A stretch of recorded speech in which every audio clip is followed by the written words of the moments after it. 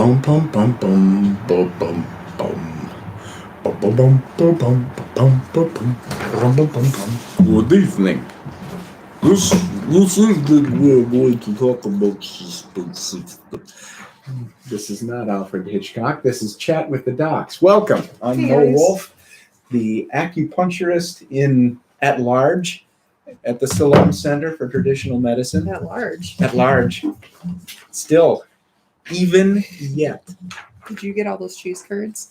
I did not. They ran out pretty quick. Seems suspect at Yeah. large. There was a large box truck that stopped down under the bridge. I think Saul probably was involved.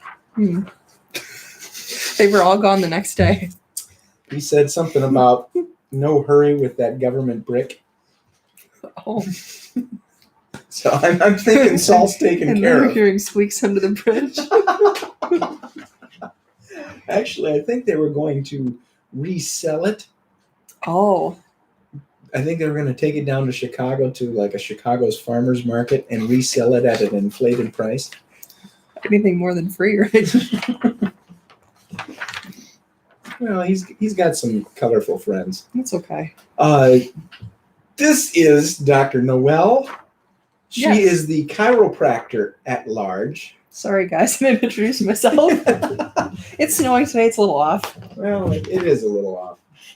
Welcome to the fastest hour on YouTube. And that's funny. I tried to turn that off. Fastest hour on YouTube during the week. This is where we answer your questions about health, wellness, alternative medicine. We've done a little bit of marriage counseling already. We haven't done anything with pets because we avoid that. Neither of us are vets, although I have been told I am a dog. Usually by relatives.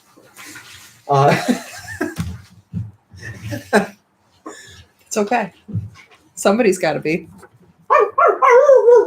And it fits with the name, Wolf. Well, you know,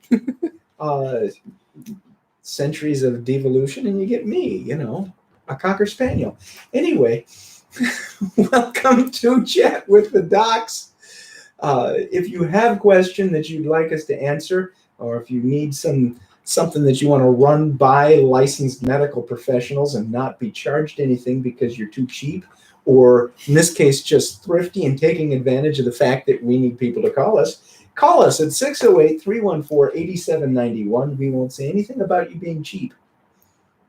On air. Will, if you do call, or if David calls, Master D, my buddy from jiu-jitsu, if you guys call, we'll know you're cheap, and we may laugh at you for it. But anyway, welcome to the show. Yeah. How was your weekend? It was good.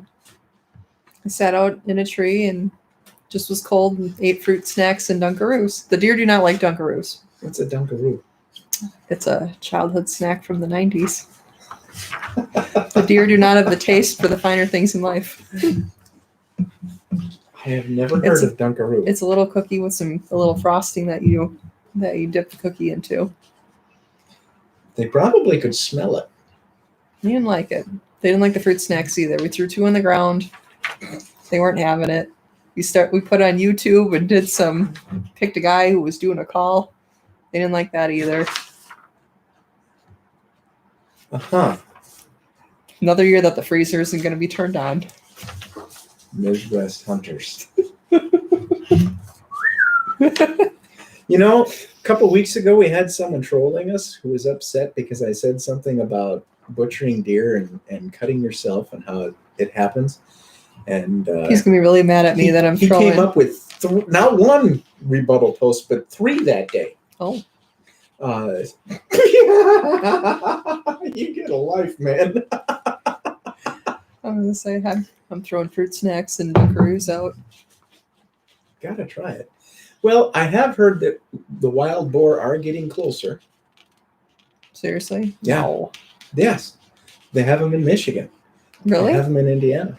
They have them in southern Illinois, I'm told. One of the patients, they were feeding pumpkins And to their speaking pigs. of wild boar, Biden did just talk about appointing John Kerry for something. So, Okay.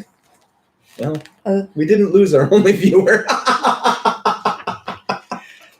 I was just gonna say with the wild boars, apparently pigs really love pumpkins because one pumpkin rolled out of the pasture and they knocked the whole fence down to get it. Yeah, wild boars are a problem. Oh yeah, in Texas and that My son would love to go down to Texas and go wild boar hunting out of a out of helicopter. a helicopter. Me too. And I say, well, what are you going to do with it? We're Jews. We don't eat pigs. You just leave them. And he says, give it to someone else. I just want to fly in a helicopter and shoot something. Don't we all, buddy? I'll be there with you. You can take the left. I'll take the right. There you go, Zach. Watching those pigs roll. Anyways, back to the show. Maybe this is why we only have one viewer. You know what? I'm watching over lunch hour.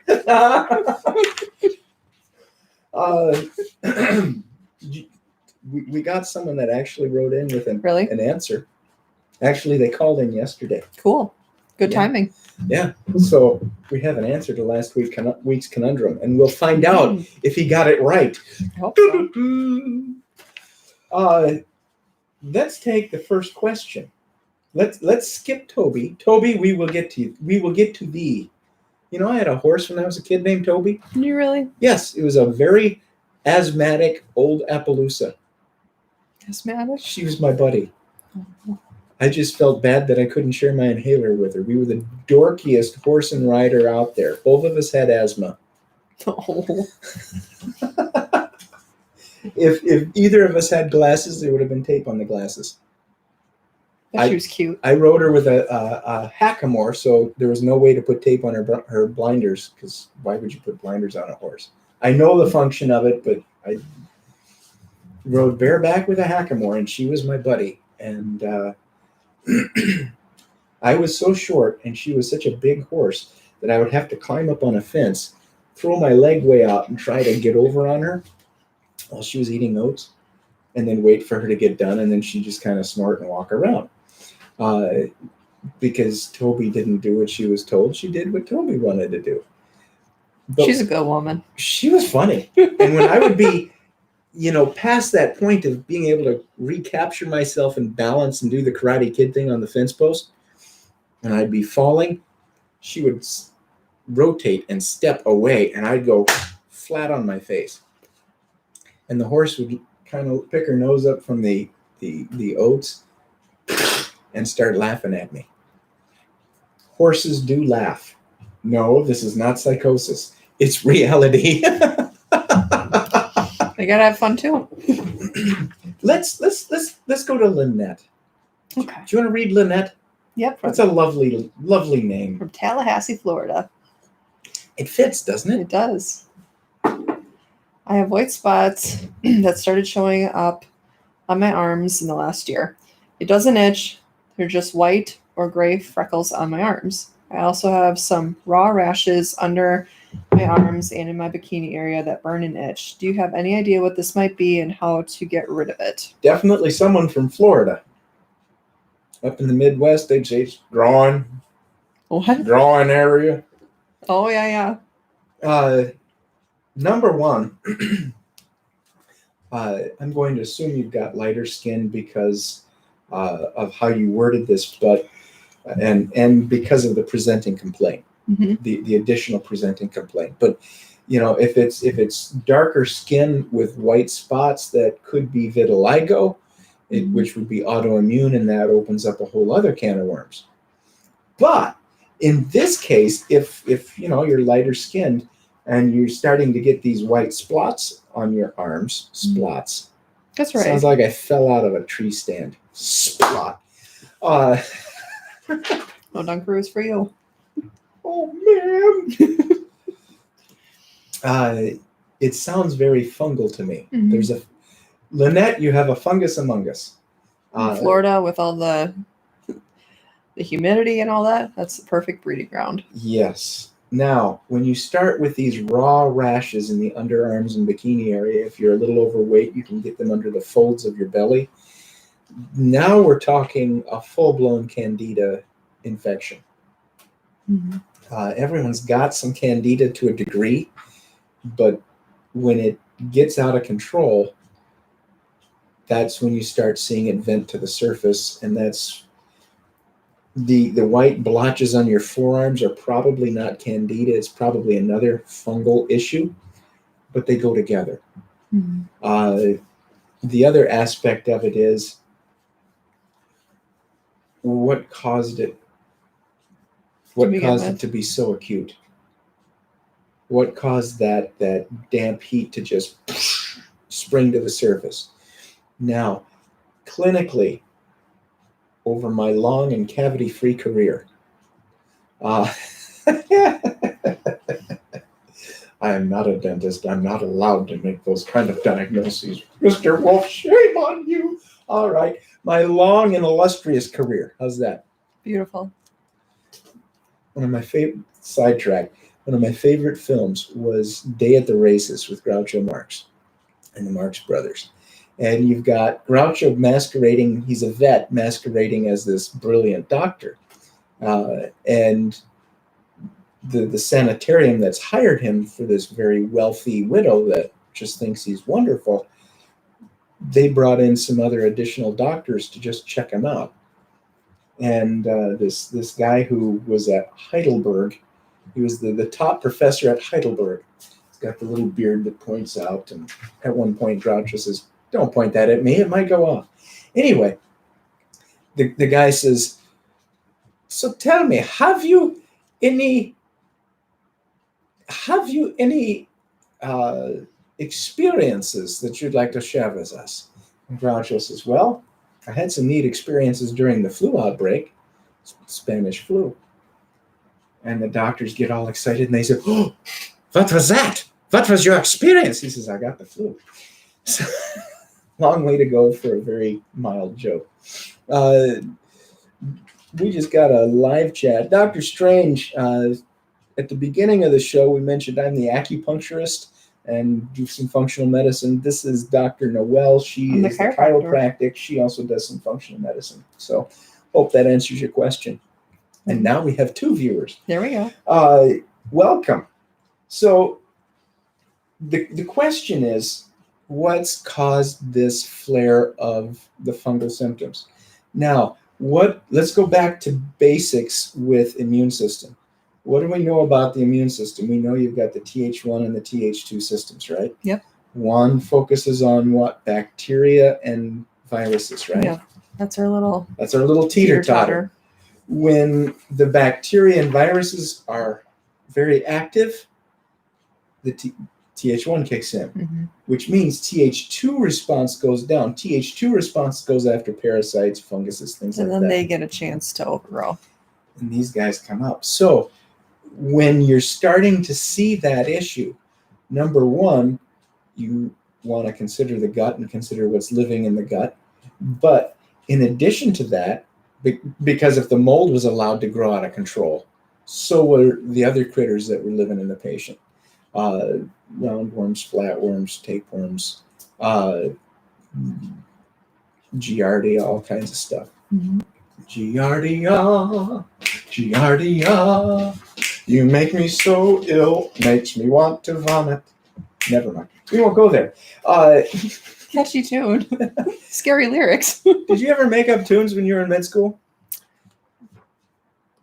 Not so much tunes, but rhymes, yes. I always made up tunes. I had some great ones. Used to irritate my colleagues when I'd be singing them. They probably didn't forget, though.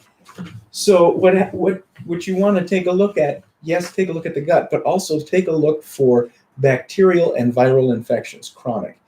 I'm saying look for Epstein-Barr, look for like a staph infection that's been lurking somewhere in the sinuses maybe, or the urinary tract. Look for infection in these areas. When you see it, I notice it more in the summertime. Like I'll have friends complaining that their armpits itch. They say it's the deodorant, from the aluminum in the deodorant. Do you think it's more with the candida? I do. Number one, if you're using store-bought deodorant, if you're using Right Guard, I got my Right Guard, I smell like a trucker. Actually, that's not fair to the truckers.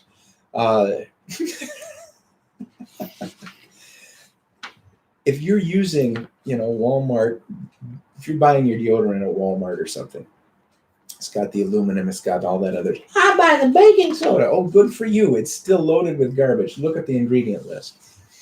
There's a very simple way to get around that. You can do the apple cider vinegar in the underarms and such, and you're still going to have problems. You're still going to smell. There's a product called Lumi that's pretty good, but the single bar none best deodorant that I've seen clinically is hydroxygen from Cellcore Biosciences. We dispense that out to our patients. Find a Cellcore practitioner near you, what have you. But you take 2 or 3 drops on your fingers and you rub it into your underarm in the morning, rub it into this one, and you will not stink. And over time, as your body detoxes and cleans things out, You shouldn't have you're waste. not going to be smell. stinking. You're not going to be stinking anyway. And so you can use less and less over time. But that's my story. I was gonna say I hear more of it, or all of a sudden you have one that just starts to itch their armpits. Get a little funky yeah. and do the chimpanzee dance. Yeah. Yeah. Yeah. So that makes sense. Yeah. No, I've been putting my patients on that hydroxygen, and it works really well. The other thing is, if you're into sports, like martial arts or running or what have you, you use that on your underarms. You're Chafing. gonna have more energy. Oh. You're gonna perform better. Not for chafing, huh? No, for chafing, we actually have a product. It's called Rescue Balm, and That's what I think of with running. I know plenty of. We're talking the real crazy ones, the endurance, the ultra marathoners, the guys that'll run 100, 120 miles. They will use that Rescue Balm for a glide and put that in their groin and their armpits. That makes sense. That stuff's good. It's very slippery. Should we do Toby next? Because we talked about the horse. Toby's going to take some time. Oh, yeah. Let's do last week's Conundrum. Okay. Dr. Strange, are you ready for Is last that really week's his Conundrum? name? That's someone's name, yeah. Cool. That's someone's handle, yo. 10-4, reading you 5 by 5. I'd make a lousy trucker. Anyway, this was your Conundrum. It was my conundrum. There's a conundrum. Dr. Mark, I just spruced it up. She gave me the basic idea, and I can't leave it alone. I have to paint. I have to express myself. Dr. Marguerite, pardon me, emphasis on the reet. Marguerite Q. Crackham, D.C., had a problem. Her patient, Alfonso B. Gaseous, a 35-year-old accountant, complained that when he woke up in the morning and ate or drank anything, including water, he suffered from severe bloating. The poor guy always had gas and belching. His complexion was bright white, and he noticed that his symptoms were worse during stressful times. Dr. Crackham, being the brilliant practitioner that she was, knew just what the problem was. What was the problem? Didn't we have somebody wrote that one in? He did. Now, this brilliant beast, this brilliant guy, gave us a Chinese answer. Oh. John wrote in and gave us a Chinese diagnosis, which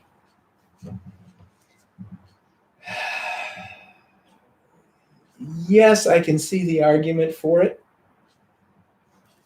but hopefully we're going to give it to him. John, you won. Ah!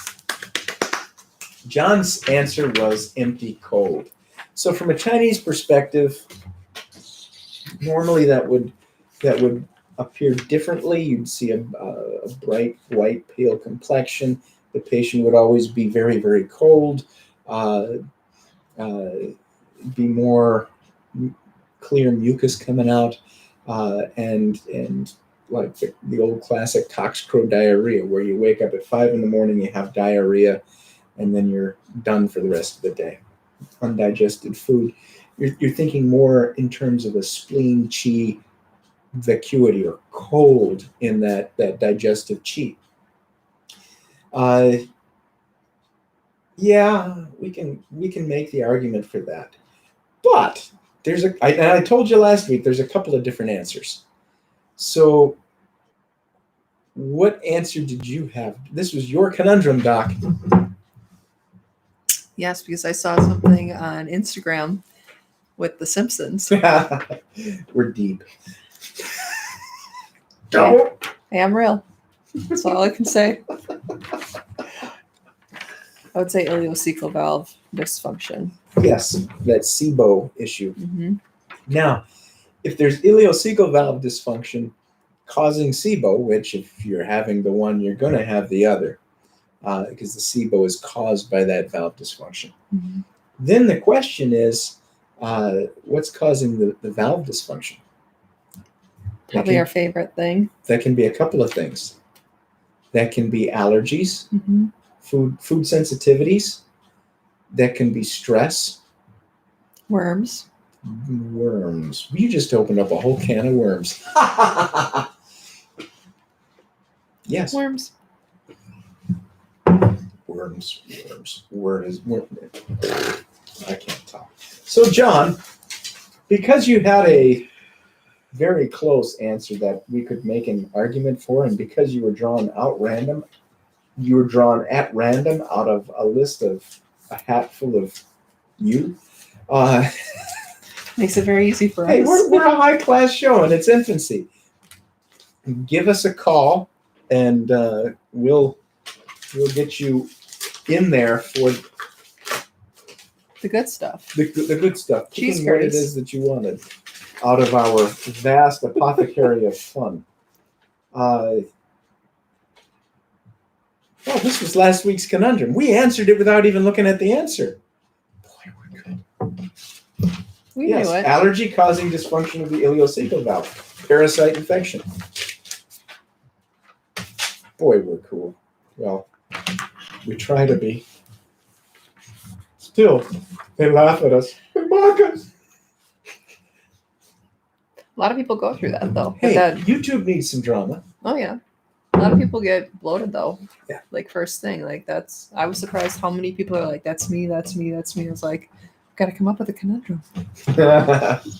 Perfect. So, we're going to answer another question, and in just a few minutes, we will do another conundrum, Yes. because the conundrum's kind of our shtick, isn't it? Mm-hmm. So let's go to Toby. Toby in San Diego, California. Beautiful city. Toby says, how do you do a coffee enema, and what is it good for, and what kind of coffee can I use? Number one, there will be no demonstration. No demonstration. We will lose our channel forever. Yeah. Well, I would say not hot coffee and organic coffee is where you want to go first. Here's the problem. Coffee is one of the most polluted and yucky products out there. Then you wash it and drink it. Then you get it. Yeah, something that's full of mold. Now you put water all over it and let it grow. Let it grow. And you you brew the moldy coffee. So then you're taking this moldy coffee and you're sticking it in your rectum and you're holding it in your colon and absorbing all of that. So you want to make sure that your coffee is certified mold-free, where they're actually testing. That's actually a thing to test for. Third-party testing, yes. Organic, certified mold-free coffee. What is it? The S.A. Wilson brand Oh, I don't know. is like the gold standard for enema coffee. Okay. It's supposed to have more caffeine in it, which is our drinking coffee filled with mold? Yes. Oh man. Yes. Our coffee that we get from good old Quick Trip, it's moldy.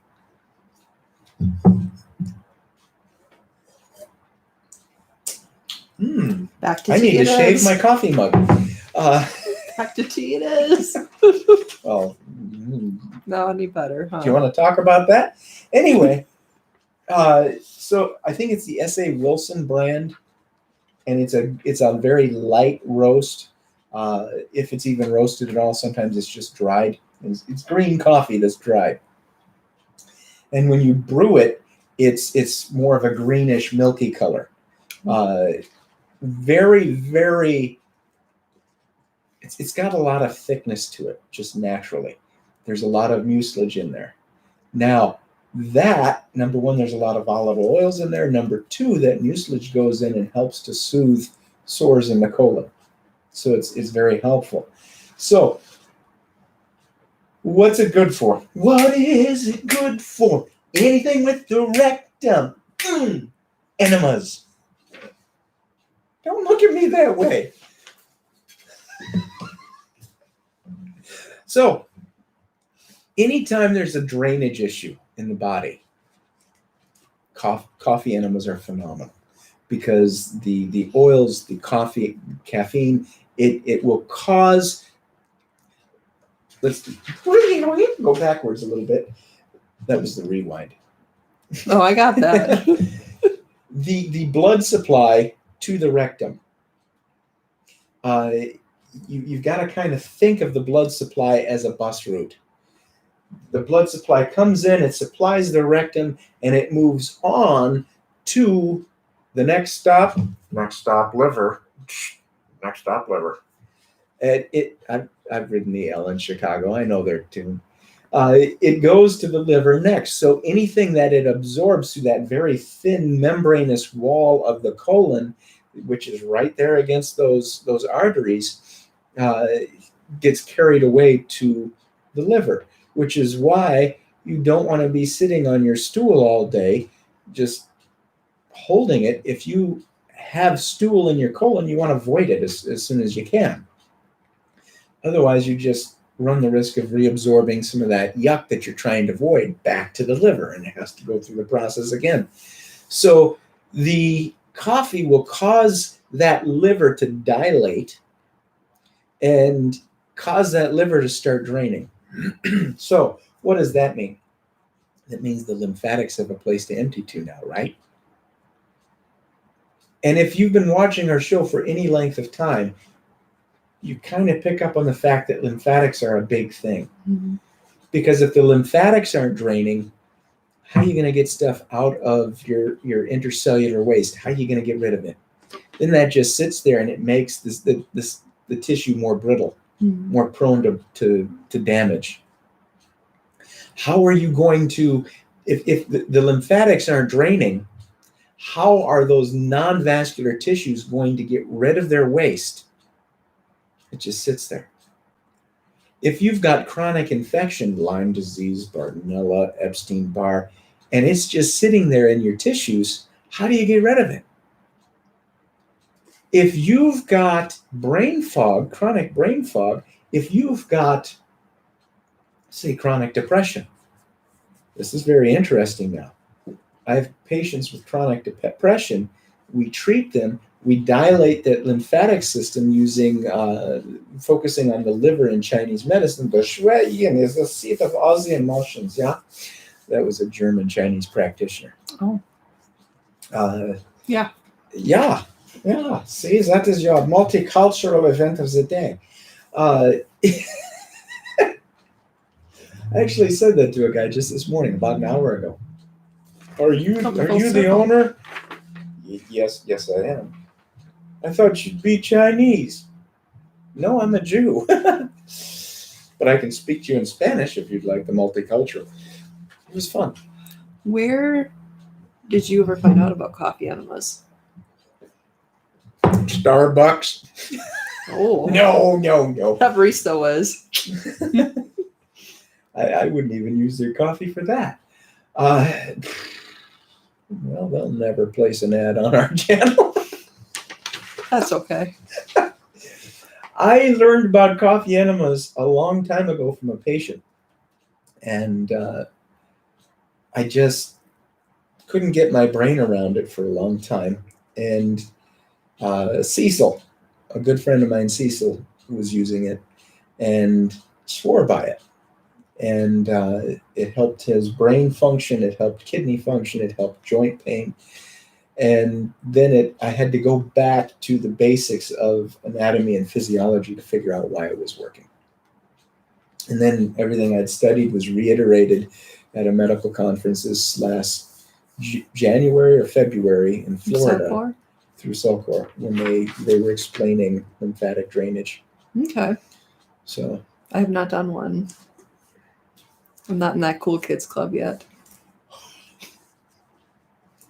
Because I'm guessing with doing one like that, you'd actually have to order an enema kit, wouldn't you? You do need to order an enema kit. And you can go to Walgreens and you can get the little blue bulb with the long snout on it. It's not going to be the same. You're not going to have the same capacity. It's going to be harder to hold that in you. The idea is to take the coffee into you, hold it for about 10 minutes. That sounds hard. There's a trick. You want to know what the trick is?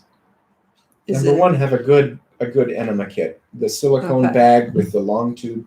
Hang the bag up on the curtain rod of your shower. Lay on the floor. Use some rescue balm or coconut oil or something slippery. Put it on the catheter so that way you can push it in without having discomfort. Push it in past the catheter so it's in deep enough. Turn the valve on and do, maybe 2 cups and hold it. The trick is when you're making the coffee, once you've filtered it and you've got it sitting there and it's still hot and you haven't cooled it down yet, put in a good teaspoon to 2 teaspoons of organic molasses. The organic molasses will take the spasm out of the rectum. So the rectum's not going to be going, we got to get rid of this, and feeling the pressure of needing to void. The rectum becomes chill and peaceable, and you can end up holding it much, much longer. Now, you take the coffee. This is how we make it at home. We put in 3 cups of RO water or distilled water. We bring it to a boil. We put in 3 to 4 tablespoons of the S.A. Wilson's organic certified mold-free coffee. We boil that real hard for about 3 to 5 minutes. Then you turn it down so it's just kind of a bubble, and it's just kind of turning over for a good 10 minutes. Then you take it off, and we went to Walmart and you get the coffee carafe with the pour over filter. Mm-hmm.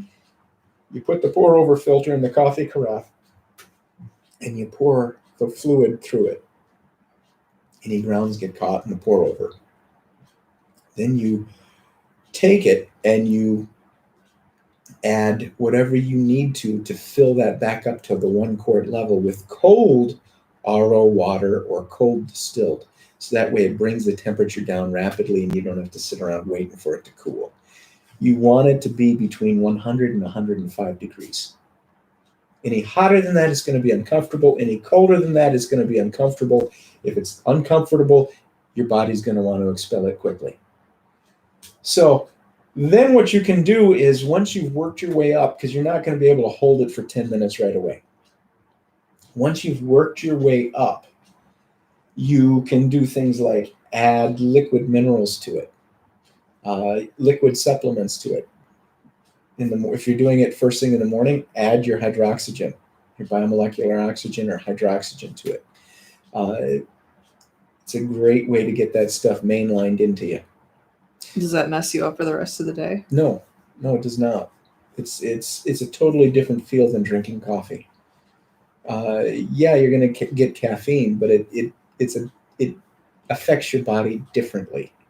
So it's not like a laxative effect, like you're going to be having things going on all day. Once you void, it's over.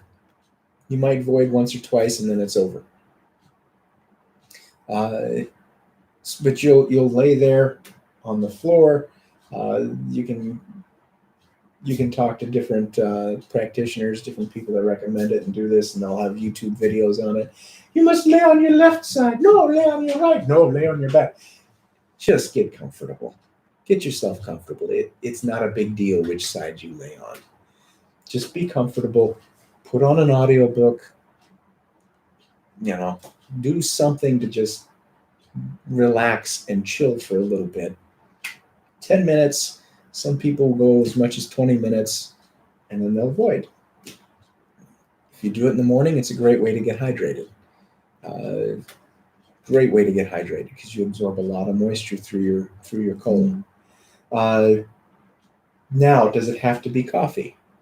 Maybe someone's got an allergy to coffee or caffeine. No, it doesn't have to be coffee. You can use lemon water. You can use just plain RO or distilled water. There's a number of different things that you can do for an enema. Doesn't have to be coffee. I like coffee because it helps with drainage. When pain levels are high in the body and you're dealing with a Lyme patient, often by just doing a couple of coffee enemas a week, you can bring that pain level way down. If the bowels just aren't moving, somebody's got chronic constipation, just do water enema even. And that will get things moving. That's pretty neat. Does that answer the questions? Yep. About the enemas? Did you have that one patient that kept on you about that one? Wasn't that the first show we had that we asked about that? Yeah, we had a patient that said, when are you going to do a demonstration of the enema? Never. I had a good friend when I was in high school. His name sounded kind of like enema. Different pronunciation on the first letter.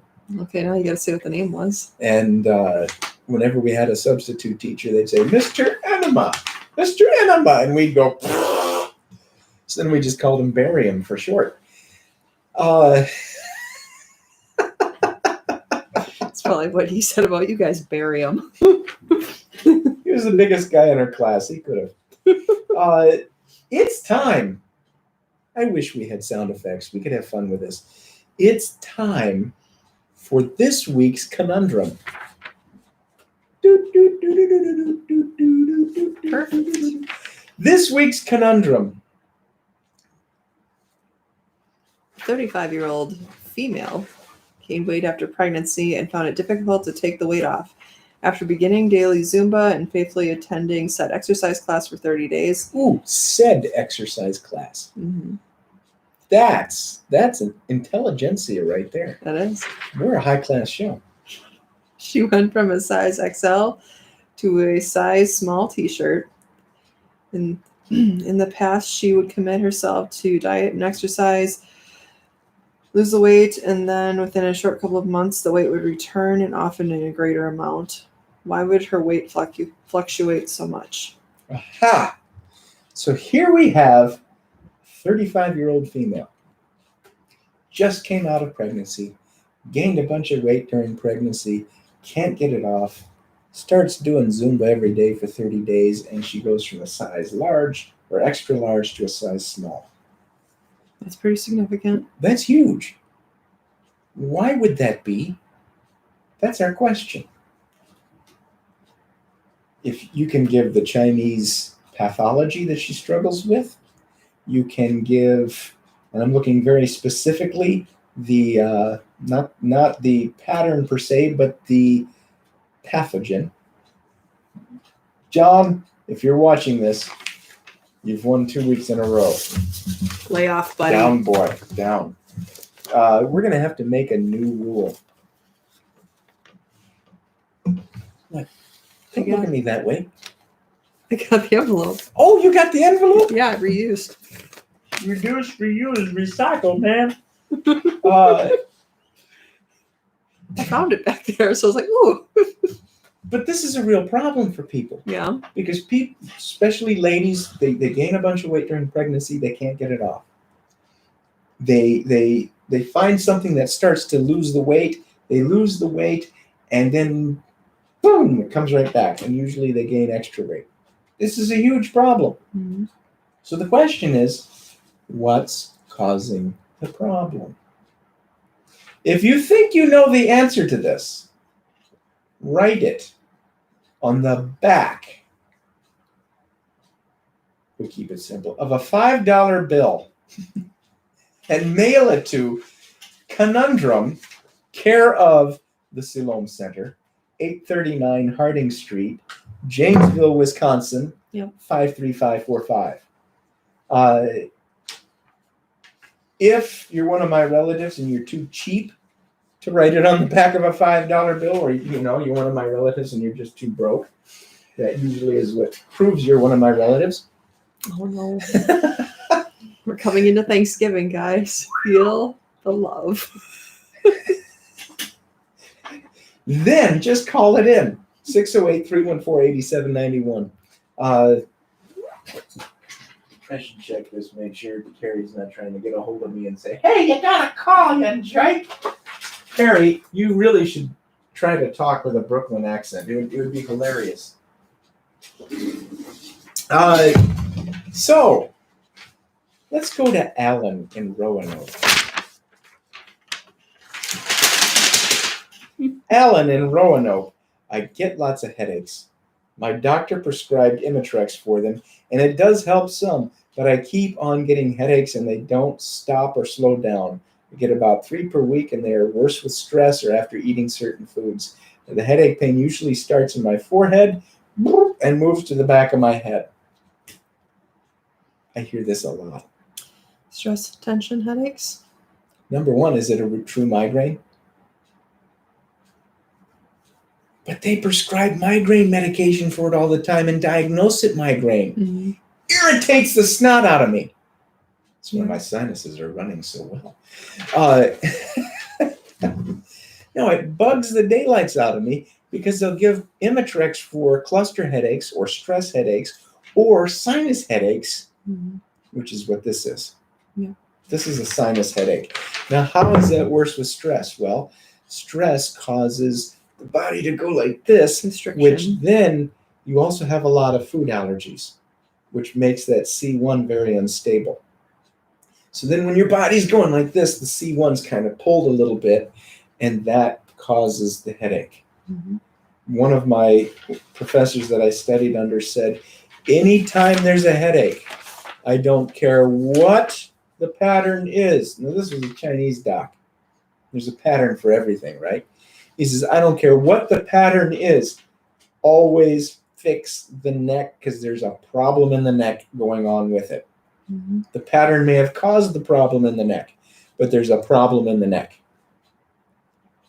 Good guy. I agree. You're a cracker. I am. I don't mean that in a naughty racial sense. I mean that in... But you're right there, too. Would that make you a saltine or more of a lefse? I'm more of a salty kind of girl. With some butter on the top. Those are good. So would that make you a merchant marine then? This is Dr. Noel, who moonlights as a merchant marine. No, but I'd agree with that big time, though, with the neck. A lot of times with those headaches, sinus issue, we even said with lymphatic drainage, everything comes full circle. Mm-hmm. It is backed by C1. I had a patient this morning. The poor lady came down from Lodi because she wasn't feeling well. She was fine until she laid down or stood up. Then she'd get dizzy. Mm-hmm. Treated her pattern, treated her neck. She was still feeling schleppy. Mm-hmm. She got up and was a little dizzy, so I had her lay back down. And I just did some light traction on the mastoids. And I did that occipital release on the mastoids in that area. Fine. Soon as she got that occipital release, sinuses started draining. Mm-hmm. You need someone to look at your neck. Either a cracker or a stabber. Remember, mine's with salt.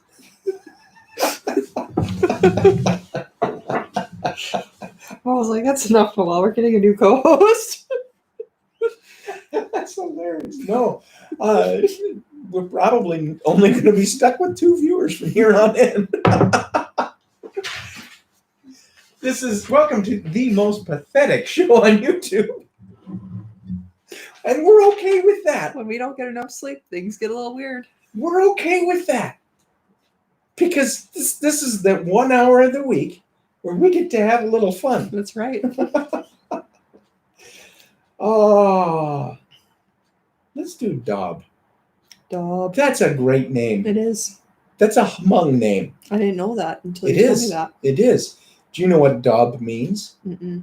I don't speak Hmong, but I do know what Dob means. Dob means bright, Oh, invigorated. It's a very lovely name. that is. All right, you want me to read that one? Sure.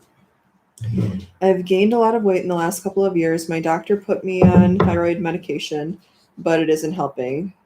I keep gaining weight. I keep on gaining weight. I'm starting to feel depressed and always tired. My labs are reading fine now that I'm on the medicine, but I feel awful. Dob. It's a miserable feeling. Now, what I'd like to know is when your doctor first put you on the thyroid medicine, did he actually do a full thyroid panel with thyroid antibodies, or did you just look at TSH? What time of year was it when it happened? Mm-hmm. As we've spoken before, this time of year, thyroid function takes a tank, and everybody Because we don't have the sunlight. don't have the sunlight. We have the weird change in times. Come on, Congress, would you please just put us on daylight savings and be done with it? There, I got my rant out. I don't think it'll ever happen. I'm sure it will. So this is the time of year when thyroids tend to tank. So with that said, I would want to know some follow-up questions there. What are your thyroid levels now? What do those things look like now? I would be interested in looking at some recent labs. Mm-hmm. I'd be interested in taking some pulses on you to see what's going on. Odds are that it's not just a thyroid issue. That's what I was thinking. What seems to be the theme of this show? Things aren't what their doctors are telling them. And weight gain. Lymphatic drainage, right? Yeah. Lymphatic drainage. Yeah. If you're having weight problems, you're having a lymphatic drainage problem. Mm-hmm. Because the lymphatics aren't able to expel and things get stored. Adipose tissue tends to be where it likes to store a lot of stuff. Your body doesn't know what to do with it. So I heard, bitter gourd? Somebody told me about that. Is that right? Bitter melon? Sure. Close. Bitter melon's miserable to eat. Is it? Is that supposed to be good, though, for lymphatic and it's that? It's good for liver. And it would be helpful for lymphatic because it does help with weight loss. It's good for, in the Chinese medicine, we say it's good for damp accumulation. It's good for drying up the dampness. Because adipose tissue, fat, is dampness in Chinese medicine. So when a Chinese practitioner walks up to you, pokes you in the arm and says, "Oh, such dampness," they're not complimenting you. That didn't sound good. But at least they don't poke you in the arm and say, "Ah, so moist." That would be just kind of yucky. It's like a cake. So moist. You need ointment. 2 words that should not occur in the same sentence. Moist and ointment. All right.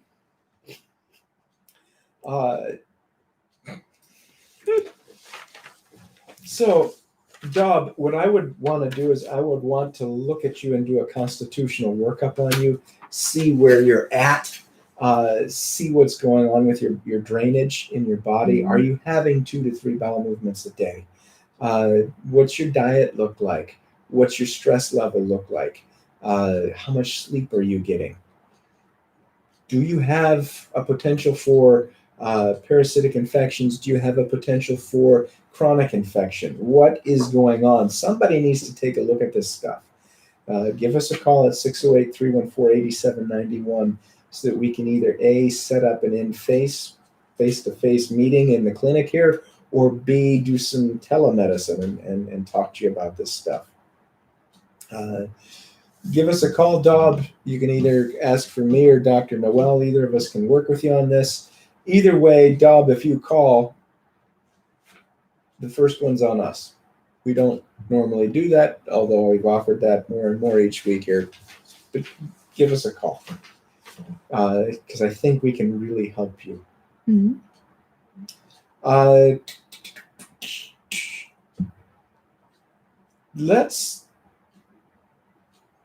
Let's go to Shirley May. It's such a sweet name. Yes, it is. Who else? Where else are you going to get a name that sweet? Shirley May in Springfield, ill. We'll save Tanya and Glenn for next week. So Tanya and Glenn, if you're waiting with bated breath, don't. We'll get to you next week. Shirley May. My heels are cracked. In Go the ahead. winter, they crack deeper and it starts to really hurt. What is my problem? I tried going to the podiatrist and they recommended and did what they recommended, but nothing is helping. Wah, wah, wah. That's 3 today that just weren't getting much help. Mm-hmm. Welcome to our practices. This is what it's like day in and day out.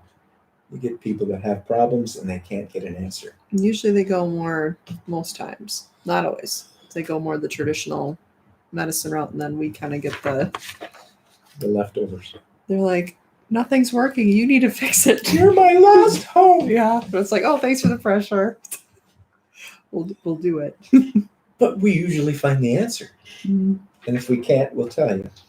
Shirley May. Number 1, what a beautiful name. Mm-hmm. Number 2, cracked heels are usually a sign of parasitic infection in the gut. You always look to the gut when there's cracked heels. Well, my doctor says it's probably hormonal. Yeah, that could be true, but you always look to the gut for parasites. And if there's gut parasites, did you like the emphasis there? Gut parasites. If there's a parasites, more than 1, 2, in the gut, then, the cracking on the feet is usually an issue, but you also will end up with it affecting your hormone levels. We have hormones that are excreted in our intestines. We have neurotransmitters that are excreted in our intestines. These things mess everything up. An infection is going to mess things up. Think of it this way. When you catch a cold, is it just your sinuses that feel terrible? No, the whole of you feels terrible. So when you have an infection in your gut with larger worms, it affects everything. So when somebody's presenting with cracked heels, we usually look at doing kind of a longer-term parasitic detox. Try to get rid of the bugs. Does your oxygen help? The oxygen, the hydroxygen, rubbed topically on the heels, followed by rescue balm. Be Rescued rescue balm works great on that. It helps heal up those sores that are really hard to get to. We'll use that even on diabetic lesions, distal diabetic lesions on the toes and feet. That's awesome. Works great. But yeah, we got some problems, Shirley May, that we got to look at. If you want to give us a call, 608-314-8791. You're probably not going to make the trip because that's quite a hike to and from Springfield. It's in the middle of the state, isn't it? Yeah. Like 3-4 hours. But we can talk on the phone or even on the computer if you really are that desperate, and we'll put up with looking at our ugly mugs. Take your pick, which one you want. So look to the gut, Shirley May. Mm-hmm. Don't be tempted to just go out and take a bunch of wormwood or take a bunch of black walnut and say, I got stuff. No, you are going to need, here's the problem. People who do start looking at parasites, what do? They go out, they take a bunch of black walnut, or they take a bunch of wormwood, and they say, I got it. Or they'll take a bunch of clove. But each of those will only work on specific age and maturity levels of specific critters. You need something more comprehensive, because guaranteed you've got multiple types of roundworm. Guaranteed you've got some flatworms, possibly some tapeworms, probably some protozoa as well. Yuck. Don't sound so enthused. So, I'm going to write down the answer to this week's conundrum. Reuse the envelope. Reuse the envelope. We got tape. It seals. That's not hermetically sealed if we can reuse it. It'll be okay. We're not cheaters. I'm gonna. I hear polar bears are hurting for habitat, so I think we're gonna take and find ourselves a polar bear that we can hire. We'll take this, put it in the envelope, put it downstairs in the laboratory, which is always cold, and let the polar bear protect it. We'll call him Phil. We shall call him Phil. Better than barium. I'd be more concerned. He was a good sport. He was also one of my best friends. Oh.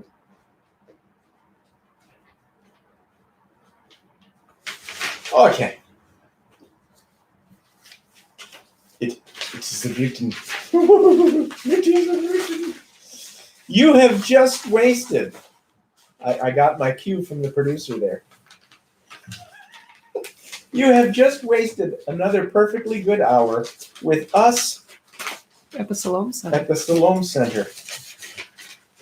And I thank you for it, because you could have been a lot of other places. You could have been looking at pictures of kittens, videos of kittens and babies, You know what I'll be looking at after this, though? people falling off of docks, No. people falling out of tree stands, Think of helicopters. beanies with propellers.